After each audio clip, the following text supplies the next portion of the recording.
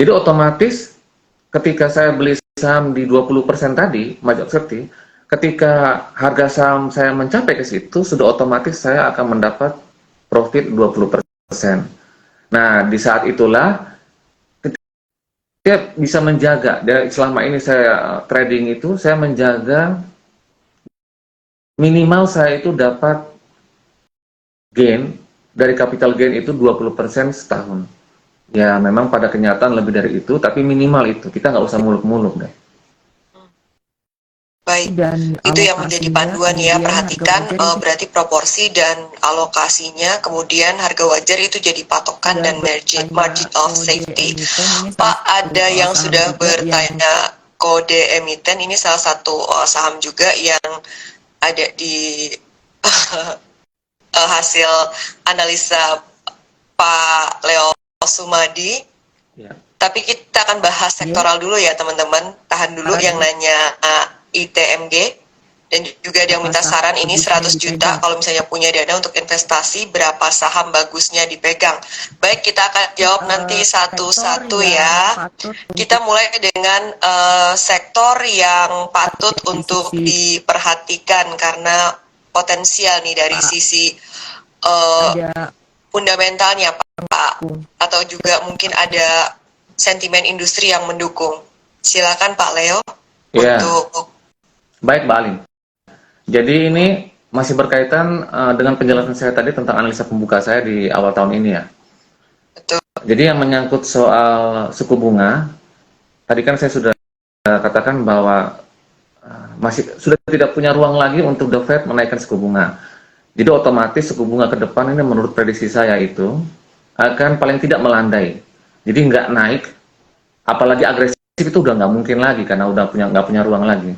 Malah kecenderungan untuk menurun ketika inflasi sudah turun. Walaupun belum mendekati 2%, terakhir itu pejabat gubernur itu The Fed itu mengatakan bahwa mereka realistis sih. Paling enggak itu mereka realistis itu paling enggak arahnya itu ke sana. Tapi untuk mencapai 2% dalam waktu dekat itu nggak mungkin. Malah mereka bilang itu dalam waktu 2 tahun. Nah, selama 2 tahun dan memang secara histori suku bunga Amerika kalau mau inflasi Amerika kalau mau turun memang turunnya akan bertahap. Nggak mungkin turunnya itu dari 4 langsung 2 itu nggak mungkin, dalam hitungan kuartalan mungkin nggak mungkin.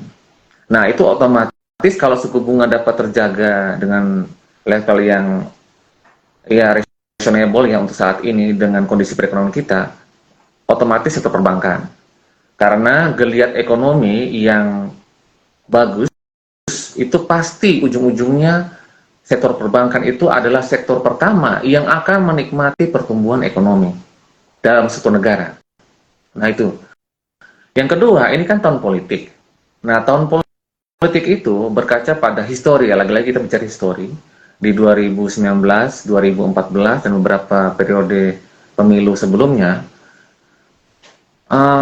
secara histori ketika terjadi tahun politik itu, sektor konsumer akan diuntungkan, karena dengan begitu, ketika ada geliat masyarakat yang meningkat, karena ada geliat politik tadi, maka akan meningkatkan konsumsi masyarakat. Jadi untuk sektor konsumer saya lihat perspektif untuk tahun ini. Nah karena pemilu itu 2024 di awal, jadi kita bicara dampaknya itu di 2023. Kita nggak bicara dampak di 2024 karena dampaknya itu sebelum pemilu. Ya paling nanti setelah pemilu itu dampaknya hanya demo-demo aja mungkin ya. Tapi persiapannya, geliatnya, kumpul-kumpulnya itu sudah terjadi di 2023. Dan kegiatan masyarakat yang meningkat di 2023 ini, itu sudah otomatis akan meningkatkan sektor konsumer. Nah, sektor yang berikutnya ini, itu yang terkait dengan kado istimewa yang diberikan oleh pemerintah di bulan Desember kemarin. PPKM ditiadakan.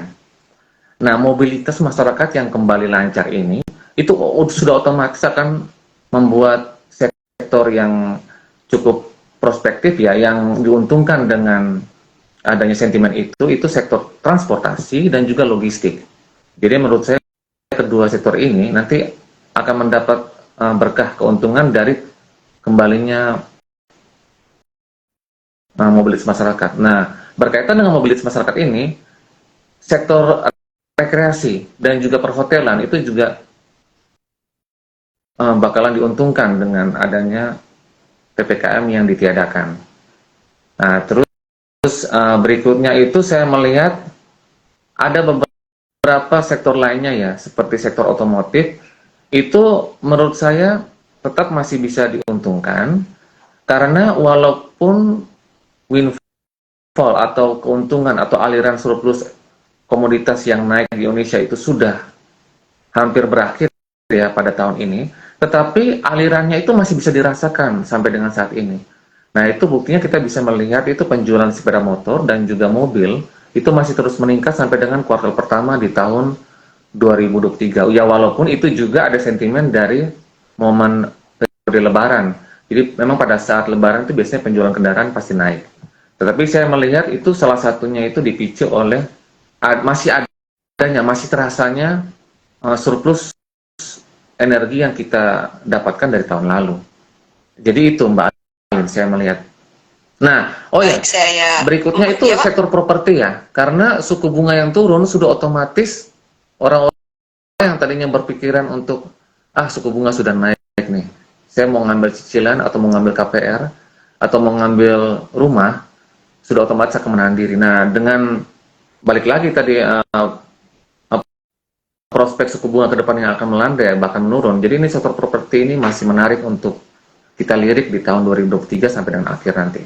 Kan beberapa sektor yang Baik. bisa kita perhatikan Sudah disampaikan terkait beberapa dengan sektor dinamika yang bisa kondisi kita ekonomi perhatikan terbaru, terkait dengan dinamika kondisi terkait ekonomi sentimen terbaru, yaitu sektor perbankan terkait dengan sentimen tinggi suku lagi bunga dari acuan kondisi yang saat akan ini, tertahan dan tidak juga akan tentunya lebih membuat tinggi kita lagi bisa dari melirik kondisi saat properti, ini, dan ini kemudian juga terkait tentunya dengan membuat kita bisa melirik sektor bisa properti, diekspektasi kemudian terkait akan ada dengan di sektor tahun consumer. politik, bisa diekspektasi akan ada geliat di sektor consumer, tadi dikatakan oleh Pak Leo, efek dari spending terkait dengan pemilu itu udah mulai akan kelihatan di tahun ini, kemudian efek relaksasi pemulihan pasca COVID ini akan terlihat di sektor transportasi, logistik, dan juga perhotelan dan hiburan, dan terkait dengan windfall komoditas itu terlihat efek ke otomotif.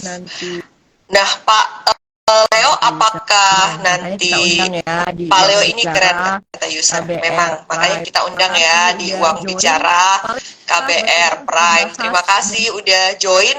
Pak Leo, apakah berkenan untuk membahas mungkin ada saham-saham tertentu dari sektor yang kita bicarakan ini yang bisa kita bahas cukup spesifik? Disclaimer on dulu ya. Atau mau menjawab pertanyaan dari audiens yang saat ini menyaksikan IG Live kita?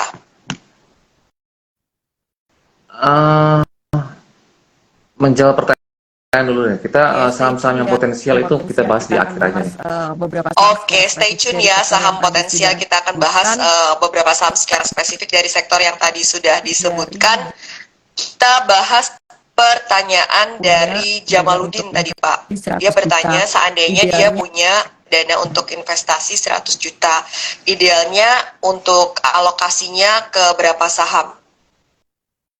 Oh ya, jadi sebelumnya saya selalu menyarankan gini, ini sebelum kita masuk ke saham, sebaiknya yang 100 juta itu kita bagikan ke investasi lain yang resikonya itu memang, saya tidak bisa katakan tidak resiko ya, tapi resikonya kecil, seperti obligasi return negara.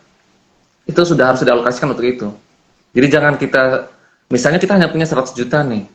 Nah, itu sudah otomatis kalau saya pribadi itu antara 20 sampai dengan 30% itu saya harus investasikan di investasi yang rendah risiko. Rendah risiko ya bukan berarti tidak ada risiko.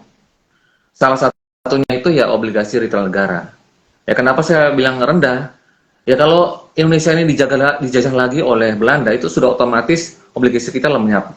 Selama Indonesia masih tegak berdiri, otomatis bunga obligasi kita masih tetap bisa dibayarkan oleh pemerintah. Jadi itu rendah resiko. Itu salah satunya saja.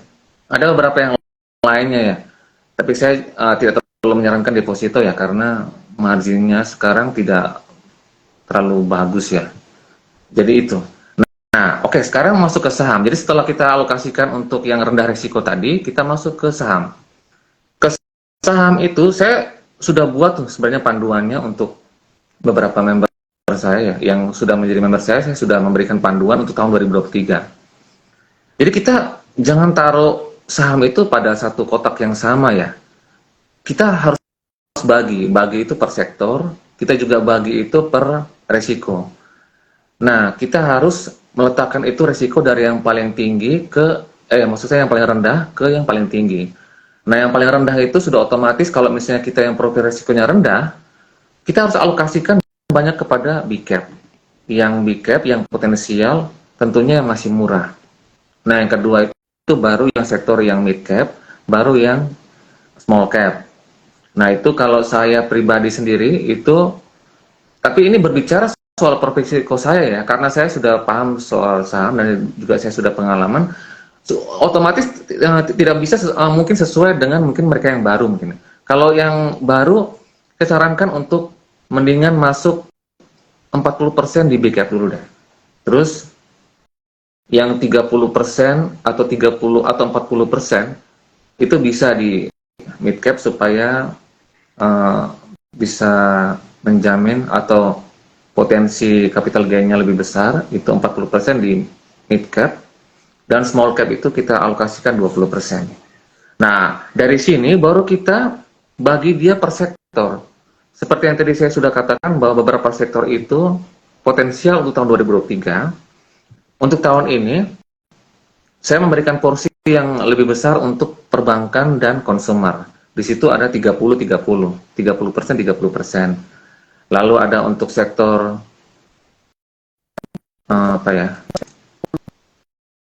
Perbankan 30, consumer 30. 30. Terus otomotif 10%, saya juga masih menaruh 10% untuk sektor komoditas, tapi secara khusus batu bara.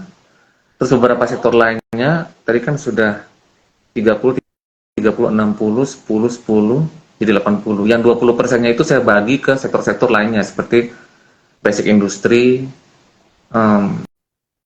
teknologi saya tadi bicara sih, cuman sampai dengan saat ini saya belum menemukan yang murah dan fundamentalnya bagus ya.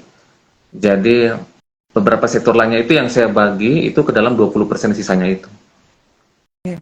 Jadi gitu. Recap untuk Jadi tahun gitu, Mbak Ali. 2000. Baik, saya recap untuk tahun 2023 alokasi untuk Paleo sendiri untuk perbankan 30%, consumer 30%, otomotif 10%, batubara 10%, 20% sisanya untuk berbagai sektor lain yang disebutkan oleh Pak Leo tadi menarik dan terkena dampak dari dinamika perekonomian terakhir ini ya Pak ya, berarti termasuk di situ mungkin properti. Oh iya, Dan benar. juga terkait Properti. dengan rekreasi, Ya. seperti itu ya Pak ya. Tadi saya lupa, 30% untuk consumer, 30% untuk keuangan, 15% untuk properti dan juga rekreasi, lalu 10% untuk komoditas, dan 15% untuk sektor lainnya. Oke, seperti itu kira-kira proporsinya dari Pak Leo. Ada yang menanyakan salah satu, mau menjawab pertanyaan dulu atau mau membahas salah satu dari emiten yang menarik Pak? Terserah Mbak Alin aja deh. Baik, Enak, saya akan bahas ini emiten yang cukup banyak menjadi perhatian karena saya ingat pada saat pandemi ini harganya sangat murah sekali. Kalau ada yang berani beli, ini udah berarti menjadi mesin uang ya, karena harga belinya murah, kemudian dividennya setelahnya benar-benar menggiurkan. Kalau sekarang harganya sudah di 20 turun ya, udah turun ya dari 30 ribuan jadi 20 ribuan, yaitu ITMG ya. Dan seperti apa nih Pak outlook untuk ITMG sendiri, apakah masih ada upside potential atau seperti apa nih Pak? Jadi gini ya, kita bicara soal ITMG, itu berarti kita bicara soal sektor batubara ya. Memang di situ saya menetapkan sektor komoditas, terutama untuk sektor batubara itu masih 10%. Tapi outlook saya untuk tahun 2023, sektor batubara itu konsen saya itu hanya untuk mendapatkan dividen. Karena EPS yang berkali-kali lipat meningkat di tahun 2022, itu sudah otomatis memberikan dividen yang besar ya, masih besar di tahun 2023. Secara khusus untuk saham-saham yang memang secara historis memberikan dividen yang besar. Nah, jadi malahan saya berpikir ya, untuk tahun 2023 itu sebenarnya itu merupakan tahun cuci piringnya sektor batubara. Gini, saya memang beberapa kali mengatakan bahwa uh, saham-saham batubara itu ketika harga batubara itu $80 per barel per ton aja, itu sebenarnya sudah cuan. Nah, tapi sekarang masalahnya harga batubara itu sudah turun dari titik tertingginya. Di tahun 2022, titik tertingginya sekitar 450-an ya. Itu sekarang sudah tinggal di bawah 200. Nah, sudah otomatis hal ini pasti akan berdampak pada kinerja hampir semua emiten batubara di tahun 2023 ini.